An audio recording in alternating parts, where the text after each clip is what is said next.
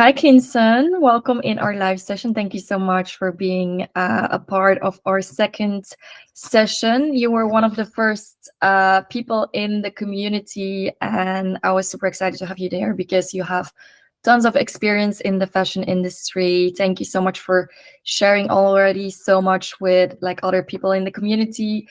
Yeah, let's start maybe with a little introduction on your side. What's your story? How did you start in fashion? Yeah.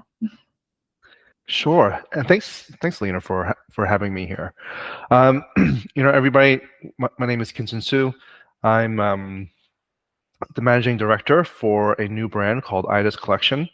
So my story, I'd like to tell people, starts when I was probably 5 years old. My parents had an apparel factory in New York City. They started it in 1978. Um, they didn't ask me to work there, but I was brought. This is, back in the 80s. They didn't have childcare, so they brought me there. And they had that factory for quite some time, and I would say so. In 1996, they started a brand called Lafayette 148. It was a what's called a vertically integrated fashion brand, meaning that it's a brand that has its own factory. And we started. So we started that in the late 90s. At one point, everything was in the same building, meaning that it was being cut on the 12th floor, sewn on the 11th floor. Our warehouse was on the same floor as our showroom on the third floor. It would come down the elevator. We would kind of like pick it, pack it, and send it on its way to department stores and specialty store accounts. So I joined as an intern, and then I joined full time after graduation. The story I tell people is I graduated, and my father said, "Congratulations! I'll see you at work tomorrow." And I'm like, "Oh, Dad, I I was really hoping I can get tomorrow off. It's Friday." And so he agreed to let me start on Monday, although he gave me the side eye.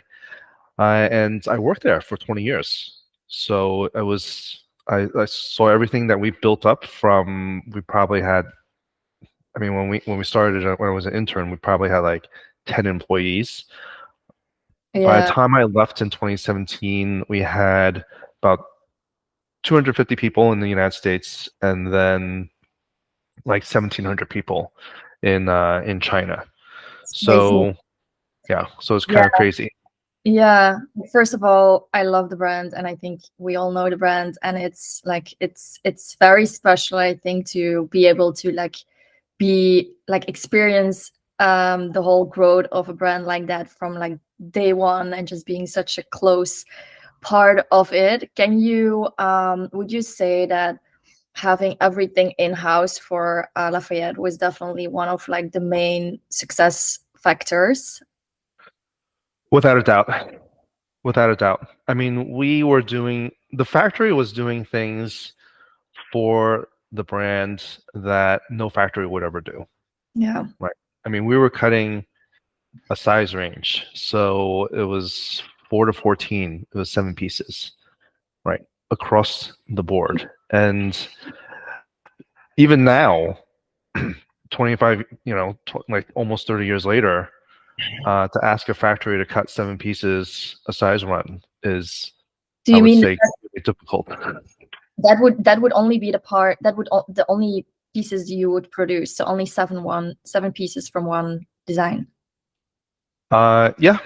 So you're Sometimes we would you develop it, and then we would say like, all right, let's see if someone will buy it. Let's say for like the petite line, uh, and um, and so those are things that the factory wasn't enforcing a minimum. Um, and they took on a lot of the development, especially when we moved here to Asia. Mm, So having a factory kind of designed to support a brand um, from the ground up was actually the game changer, I would say, for Lafayette. yeah. Um, yeah. I can see, like, I can see how important that is, because I think now for small brands, honestly, the product is one of the most important things of your brand. Obviously, everything starts with your products, and I can see that with small brands, one of the main challenges right now is just like aligning perfectly with your manufacturer, and that's where a lot of starting brands lose a lot of time, a lot of money, with working with the wrong partner, or Mhm. just having problems with communication because it's overseas, or just, yeah, just not on the same line quality wise.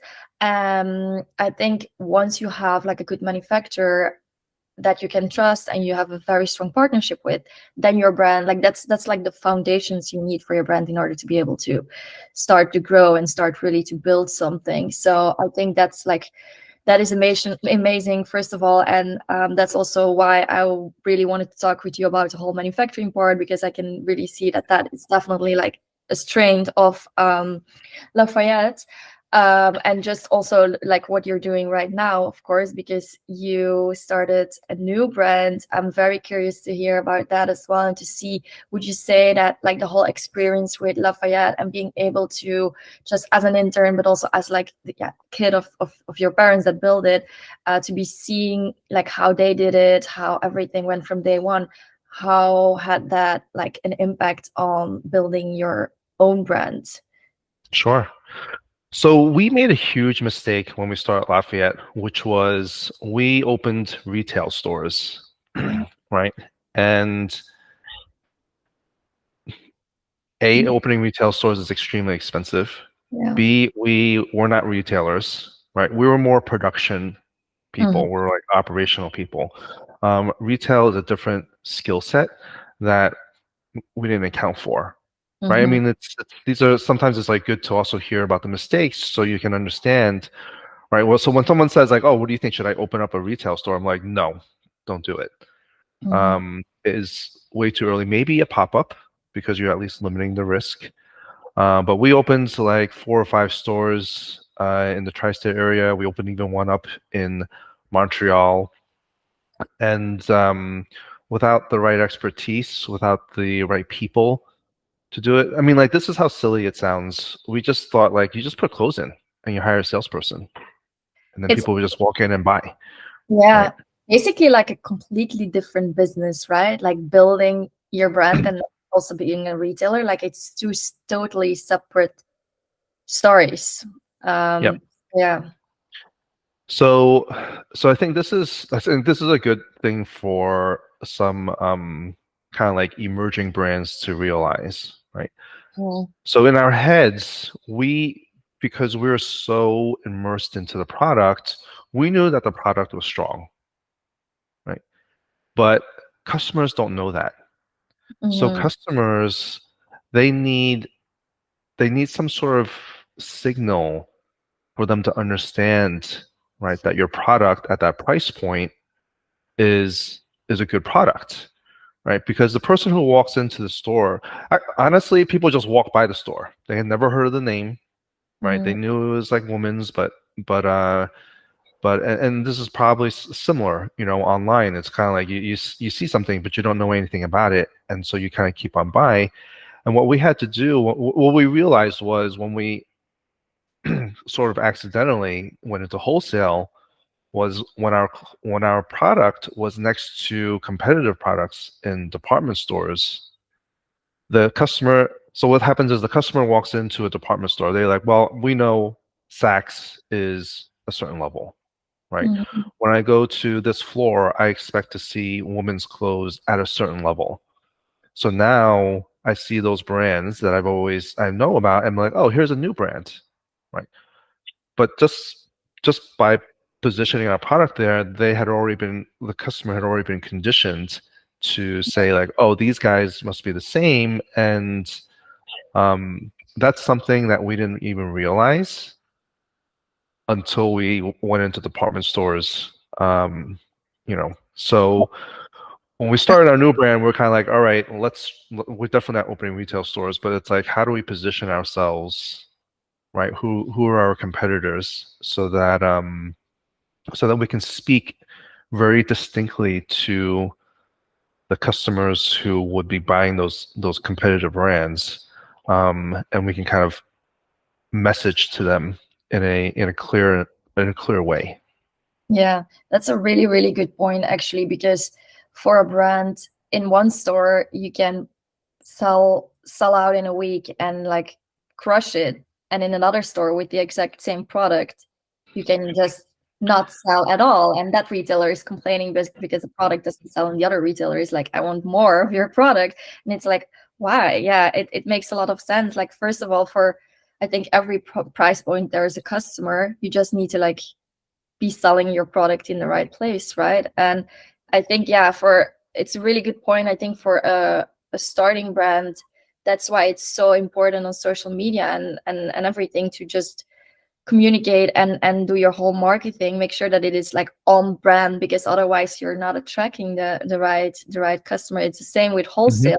If you place your brand in a store where you already have the right customer, then it sells like way easier than if you would place it in a place where the people, your customers, are not even there. People will not understand. So that's a really good point, and a good, yeah, lesson that you could take from to the new brand, indeed. Absolutely. So to your point though, the product quality is still the foundation, Mm-hmm. right? I mean, that whole branding marketing piece is to get the customer in to actually buy the garment, right? The thing that keeps them that has them come back is the product quality. Mm-hmm. Because Sure. so that's why they have to go hand in hand. If you just do the product and you don't do the marketing, you end up like us. We opened stores, nobody walked in. Mm-hmm. But I also know there's horror stories of, people who are great at marketing. They started their own brands, but the silhouettes were wrong, right? Mm-hmm. The product quality was bad, the fit wasn't good. And so the customer buys once, but they don't come back because you haven't established trust with them. Yeah. That's why this business is like so hard, right? You have to get like both of those things going. As well as a whole bunch of other Yeah. uh, Trust really is important details. so really important details. No, it's true. Yeah, No, amazing. To go back a little to the point of like the whole manufacturing part, what would you say for small brands are really important things to take into consideration when you like contact a new manufacturer or you're searching for a new manufacturers? Like, what are the main points to keep in mind when you scout a manufacturer? sure. Great question. So let me I mean I encounter some brands where they don't have a distinct idea of Hmm. what they want. And when you don't have a distinct idea of what you want, it's really hard for even a professional manufacturer to give you what you need because you don't even know what you want, right? Yeah. So what does that look like? It's like you have to have a tech pack, right? Mhm. Because without if you're asking for a quote and you just give me like a sketch and you say like how much do you think this costs? I'm like, I don't know. Like I like what are the details? Maybe I can give you a range. If you don't have if you haven't done some of the homework around what fabrics that you want and you kind of say like just give me a linen, there's like 1,000 linen qualities, right? Or if you say a silk, there's like in China there's like 10,000 silk qualities, and so then it becomes it's like I get so this is like the thing they're saying. It's like if you don't know where you're going, then anything that you do will get you there, right? I'll give you something and you'll be Yeah. like, I guess this is what I want, but that's not really how you want to run your brand, right? Like you should have a very clear idea of what you want to do. Should have a clear idea what your pricing is, and then that will tell you what your budget is for manufacturing. Like we do high-end manufacturing. Like we're not a fast fashion shop. So if you come to me and you're very clear and you say like, listen, my retail is $50, right? So that means my cost can't be more than, let's say 10, right? Then I'm going like, I don't know how to help you because Mm-hmm. we don't go that low. in any of our like FOB costs. Yeah, So have that clear idea when you approach a manufacturer, so that you can very quickly kind of come like not all factories are the same. It's like you have to have a clear idea so the factory can say like, okay, we're a fit or we're not, and that's fine. That's very normal. That's part of the process for you to find the right manufacturing source. true. I read something the other day that said like if you have a sketch and you go to 5 different manufacturers, you will get 5 different products, and that makes a lot of sense because yeah, you can with a sketch itself you know nothing, a tech back. And this is something I had to learn the hard way also. Like at first I always started with tech bags, but the tech bags that I used in the beginning and the tech bags that I use now for my brand, like they're a world of difference. Just now I go so much in detail because I know otherwise there's just so much things that need to be so very like clear for the manufacturer, or they can just interpret it in a total different way, and just one small little change in detail can make a total different product. So that's Yes. definitely like a very good point. Like know what you want, describe it as detailed possible in your tech pack, and just be very like confident, like this is it, I know the price, I know, be very good prepared. So that's a super, super good point. Is there anything else you would say is important? I think one thing people have to realize is there are there are whole companies devoted to sourcing, right? And a sourcing agency is their job is to go out and look for factories, right? For a particular client given a specific set of requirements. So whole companies, agencies are formed around this. So if you decide to do it yourself, you just have to understand that you are taking on the job of somebody else who has created an agency around it, and that's not to discourage any person to do it. You just have to you just it's a job, right? There are literally sourcing manager jobs. So know that when you reach out to a factory and it's not the right fit, that's very normal. A sourcing manager has to visit. It's like dating and getting married, right? They have to date. There's a lot of blind dates that they have to speed dating events that they have to go through, which they do at conferences, and they're positioning everybody. And if you have something again, if you have something very specific, you're doing the same thing. Don't just get discouraged when you like meet the wrong factory. It's part of the process, right? Yeah. So that's one. Um, I mean, there's heaps more. What what are some other questions? So like instantly what I think about then is like I know for small brands it's always an issue about like budgets and how to what to allocate budget to, because you need a lot for marketing, you don't really need a lot for your next collection. Like how would you say, how can a small brand then that does not have the budget to have like a sourcing agent and like a development team and someone that helps you making the tech bag if you need that, I don't know, but then also you're with the fact that all the manufacturers ask for high MOQs. This is actually like a separate thing because you already have like a bigger quantity that you have to sell as a starting brand. But how would you say, like, for budgeting for a small brand, what would do you have like some advice or tips there, or would you say like as a small brand just really know that you need an insane budget before you can like make it work? Um, I think there's a couple of answers to that, right? Some people they get insane budgets and they also have to get lucky, right? Because you can have a huge budget, pick the wrong partners, and immediately True. waste it all, right? Hmm. I know a brand, they had a swimwear brand started by an attorney, and she had plenty of cash, and she burned through like 300,000, and had to close up shop because she didn't get the right production partner, and she ordered way too many, and she didn't. There's tons of mistakes that can be made. So even cash doesn't solve the problem, right? Mhm. But you also can't have zero, because it's like, how do you even get it, like a sample, right? How do you fill in the gaps?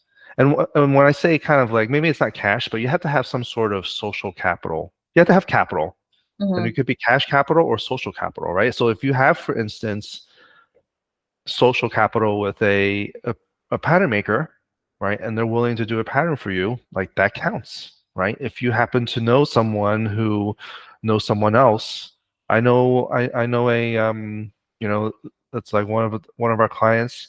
She didn't have a sourcing agent. She had her mom, and then her mom's best friend spoke to his his his niece, and this niece said like, all right, I'll go help you.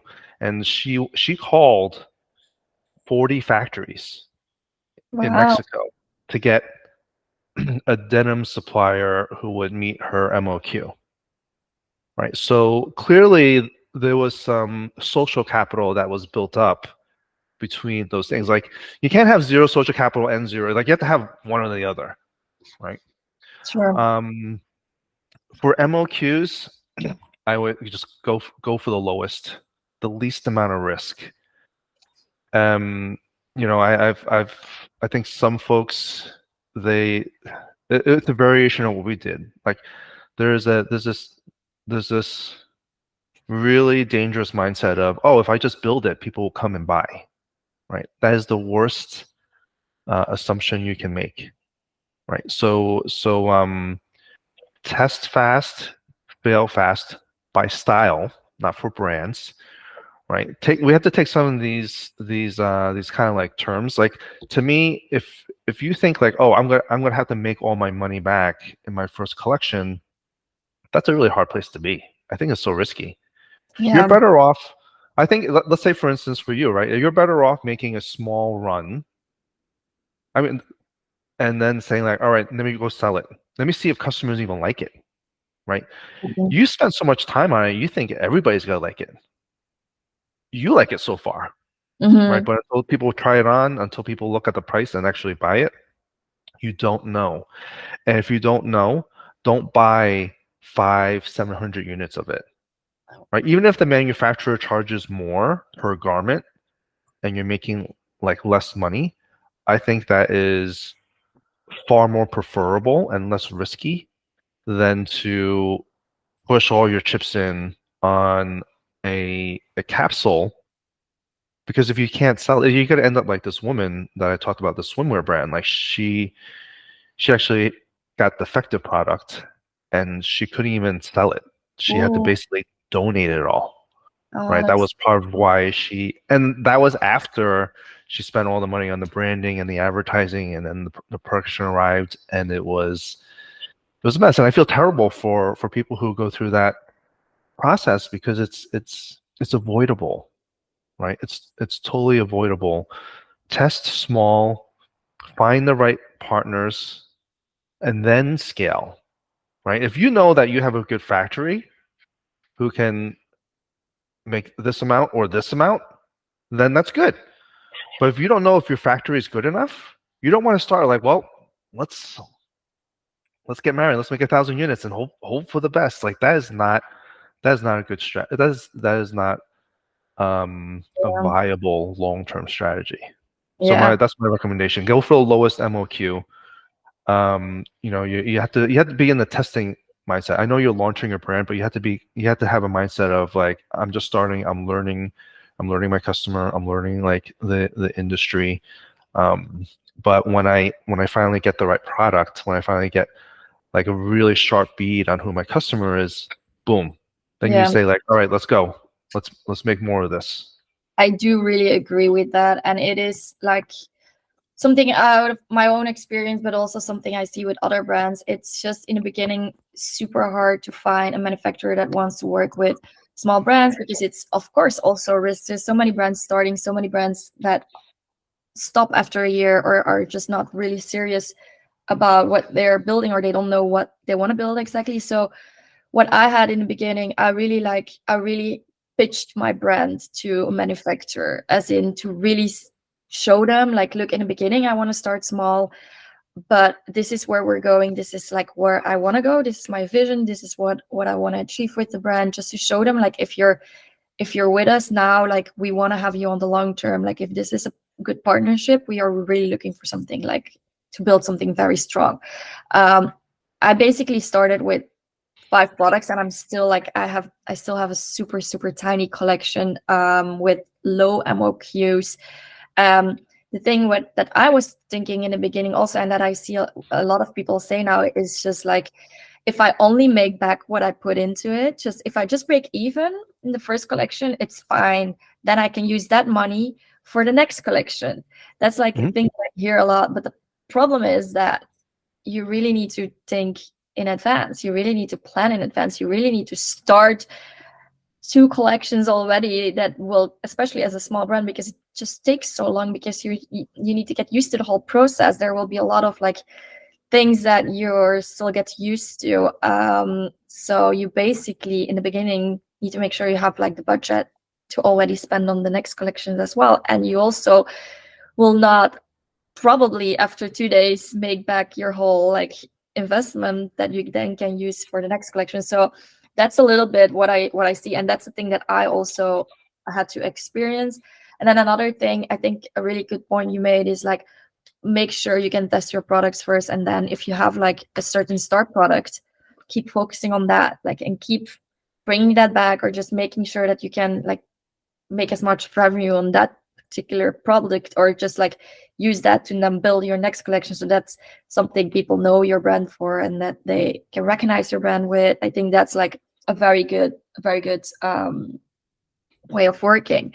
What Mhm. would you say if you look at like from a manufacturer perspective, like the whole yearly schedule around when is the best for brands to in advance, like how much time in advance should a brand come to you to make the sample when they need the production, for instance, for like fall winter, for instance, to launch in like August? Mhm. Great question. So at least in the US, right, the fall market is in February. And those so that's when buyers show up to, let's say, like a coterie in New York City, looking for deliveries from, I would say, July through October, right? So February for at least a wholesale environment is your kind of target timeline.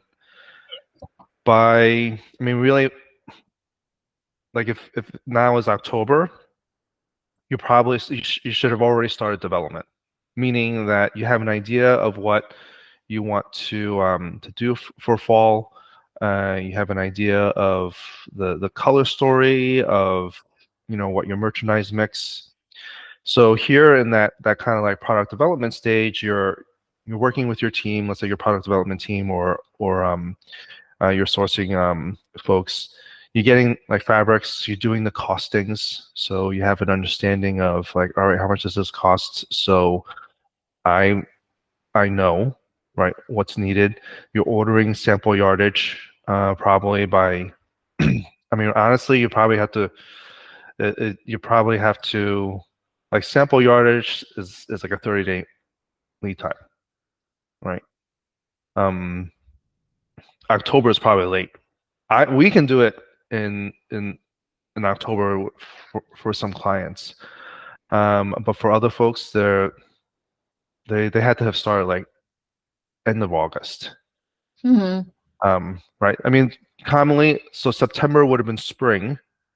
As soon as I finished developing for for September, which would have been like sometime in August, they're already thinking about the next season. Mm-hmm. So you're ordering the sample yardage, you're getting it to the factory. The factory has to make the sample. You're approving the sample, right? And then you're pulling the trigger. Um, then you so all that is to get the samples into market, because one thing we knew was no matter how excited you were about a style, no matter how excited you were about the style, it doesn't matter if you took pictures, it doesn't matter like whatever you talked about it. Buyers buy samples, right? It's like if the sample is there, they want to feel it, they want to see it, they want to touch it, right? That's what they place orders on. Are you saying if you don't have the sample ready, people are not going to buy it? I mean, there's always exceptions, but you have really kind of short-circuited. You just created so much doubt in the buyer's head. Because it's like kind of unprofessional to not have your schedule on point, to have it on time there. Yeah. Yeah, I mean, like, listen, it's like if I'm a buyer and I'm going to Coterie, there's tons of brands all around you. They all have their samples ready, True. right? I just see And you have some samples, but then you're like, but there's this other sample that I really like, this other yeah, style that I really like. I don't have a sample, and they're like, well, yeah, that's nice, but I'm just gonna go down here and put my open to buy with them because I can at least see it, right? yeah, I agree. What do you think of this? Is like a separate question, but how do you feel about brands that are not only selling pre-order, for instance, fall winter in February, but also still are selling like summer and then the current collection they have? Do you feel like that's something also not super professional to do as small brands, or do you think that's actually a good way, or to still like sell whatever you have in stock?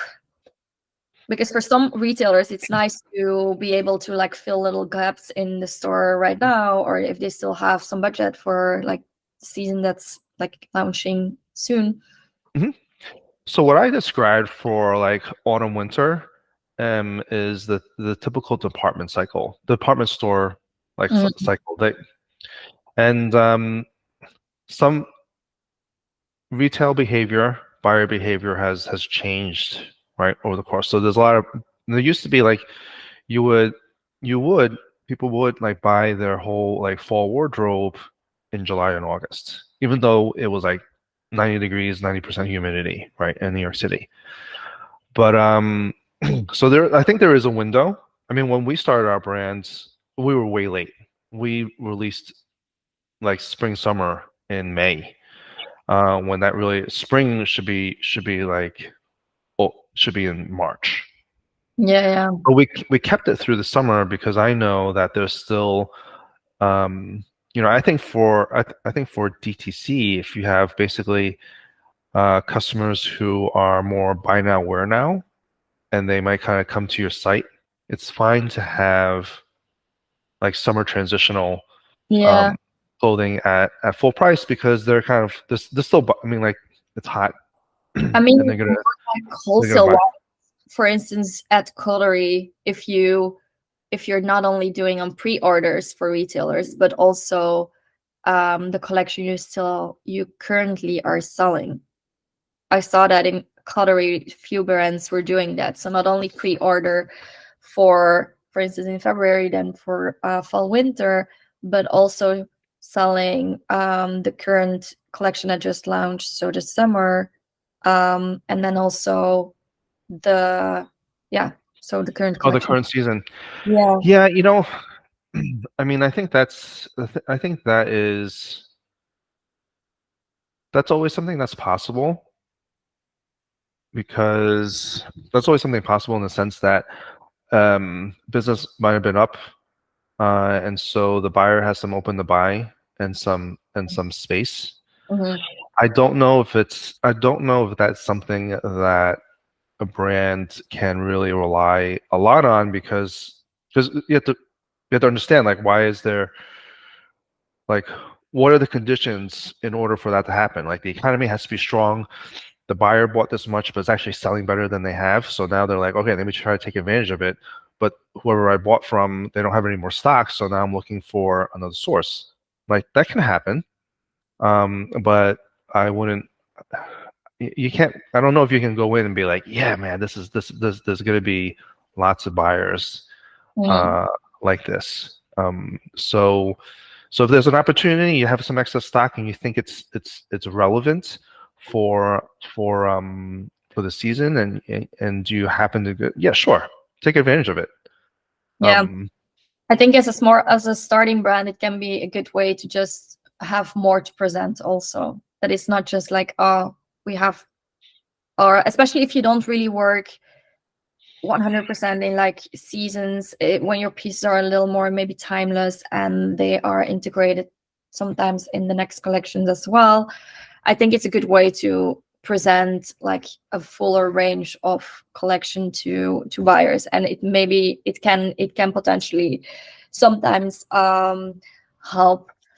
One last question before we cover it up, because I have so many questions left, but the time is flying, unfortunately. One last question that I think might be an interesting one is like, how would you say, for brands in general, is the best way to deal with production like overseas? Because I feel when I go to Portugal to meet with my manufacturers directly, that always works very good, and I'm always 10 steps ahead of when I would do it by email or phone. Do you have some advice on how to do that, because it's of course not always possible to fly there? Like, what works the best, you think, if you see it from a manufacturer's perspective? Yeah. So I'm the same way. I feel that now understandably, as a brand, right, you're watching your budget, but you also have to. I think you have to put a value on your time. Hmm. And so the time that you spent kind of like waiting around for an answer, when you're waiting around for a sample, is still time, right? And maybe you can say like, well, I can wait, it's okay. But there's also the time to market, because if you spend too much of that time just like waiting around, you might miss a market, in which case you miss a whole season of selling. So we have to think of it holistically, not just the cost of. If you think of it only as like, oh well, in order for me to fly there and buy a hotel, it's going to cost so much money.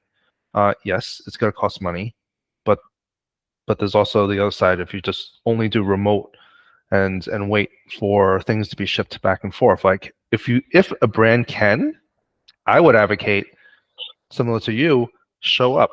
We had we had so here in China, we basically we have certain clients. Obviously, they can come here, but when they show up, so much work gets done. Right? Hmm. Decisions are like this. Like I Yeah. have a whole library of fabrics where a new brand kind of came in and she didn't know anything, right? And so she wanted silk, and we're like, okay, what kind of silk? Now, all I had to do was bring it down to the warehouse, and then I showed her all the different qualities, and then we could kind of narrow it down, and then Hmm. boom, she was like, "Oh, this one's okay," right? Because in her mind, she had a different idea, but when we showed her all the options, she's like, "Oh, this is actually quite good." That was 60 minutes, and then Yeah. we were on to the next thing. Then we put like the muslin, and we started doing the pattern, right? And then we brought her to the beading department, and she was picking out the beads. Like there was a lot of work that got done, a lot of like decisions. I should say not just work, but decisions that got done in one day. Yeah. Right. I What's the agree with. alternative? Right. I'm like, I can't send the warehouse to you, and then you have to pick, and they're like, oh, I don't know. Then I have to send some more. Then it's like on to the next thing, and it's fine if that's the only way you can do it. There's obviously, it's like in our world of remote work, it can be done, but don't discount what can be accomplished in person, if you can afford it. Yeah. That's my advice. I completely agree with that. It eventually will save you more money if you just fly there and arrange I think everything. so. I think so Yeah. too. I If think that. I tell this to clients all the time, it's like, do you think you can come visit? Because we would get a lot done. Yeah. Um, Already, I'm waiting. It's been like a week and a half, and they could have literally flown here on a day trip. Right? Brought their samples with them, and we could have boom, boom, boom, sourced it, give them a solid cost sheet in that one day.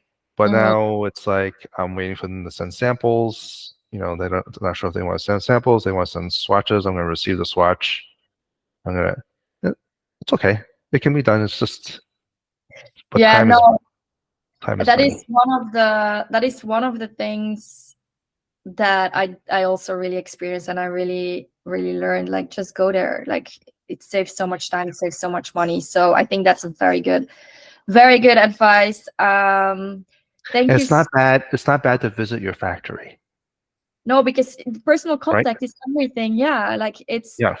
you people will, you will trust them more, they will trust you more, you have a personal contact is so important. I think, like, the people behind your brand, the people building your brand, making your actual product, it's so weird to me if you don't know them, or you never visit them, or you have no idea, like, Hmm. just, yeah, they're a super important part of the whole brand. So I think that's one of the best advice you can give. Just, like, go there, meet the people in person, see if you have connection with them, see if they believe in what you're building, because that's also really important. So yeah, that's Yeah. amazing. Thank you so much for all your advice. Where can people, when they want to keep in touch with you, or they want to check out your brand, or they want to check out your studio, or manufacturing facilities, where can they best, like, contact you, or check your website, or?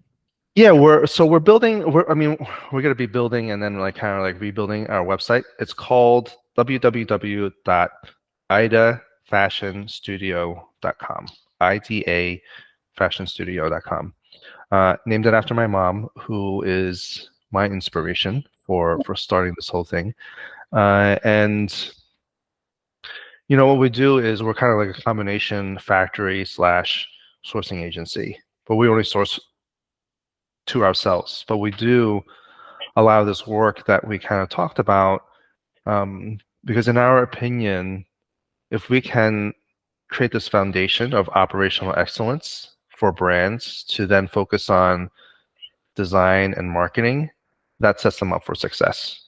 Otherwise, we're asking creative people who are gifted in a certain way to also be gifted in an operational logistics way.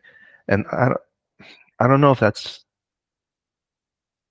fair, you know. Um, but I think the exciting part of it is when you do combine those two things, you have just amazing potential, for some designers who might not have been able to make it to suddenly really be like players in a crowded space. So that's why we created this agency to help those creative voices speak. Yeah, that's amazing. I think it's indeed super valuable to have those two kind of departments coming together and just have, yeah, a very valuable service to offer to starting but also bigger brands. So I think that is amazing. And also, just side note for everyone seeing the video, you are based in China, but you're also working with clients in the US, worldwide. I'm based in China, but I frequently fly to New York as well as Australia. 'Cause Okay. we also have our own brands. It's we plan to launch in Australia, and we have a website up in the United States. Okay, amazing. Well, thank you so much, Kinsen.